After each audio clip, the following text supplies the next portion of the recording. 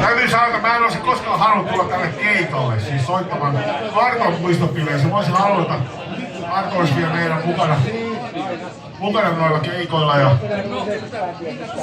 täytyy sanoa, että se viime keväänä ja kaikki toi, mitä tapahtui tuossa 2005, oli niin ikävää, että ei olisi halunnut, että tästä tilanteesta on tultu. Mutta nyt me joudutaan täällä olemaan. Täytyy sanoa, että ei varmaan, koska varsinaisesti ei ole varmaan mikään Anton suosikkibändi koskaan. Hän oli ehkä 90-luvulla, kun tuolla Pohjanmaalla oltiin. Ainoastaan siitä syystä, että oltiin Savulta seudulla. Niin. Kaikkihan tietää, että varsinkin Pohjanmaalla on helvetin hyvä olla punkkari. Siellä hyväksyntä tulee koko ajan.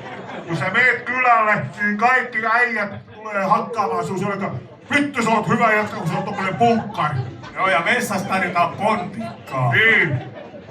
Täällä on aika moni semmonen tyyppi paikalle, joka tietää, että näinhän se on. Mutta tarkemmin sanotaan, että otako pontikkaa vai otako turpaa?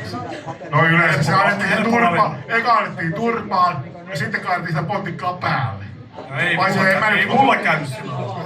Ja mä varmaan siitä niin ymmärrän myös osittain Arton sen tämän itsepuolustuslajien harrastuksen. Että se niin vähän auttoi elämää siellä Pohjanmaalla, joka on todellakin semmonen kaikki hyväksyvä ja rehti porukka. Mutta hei, me ruvetaan painimaan. Me eka painilla semmonen kappale, kun sellaista on elämä.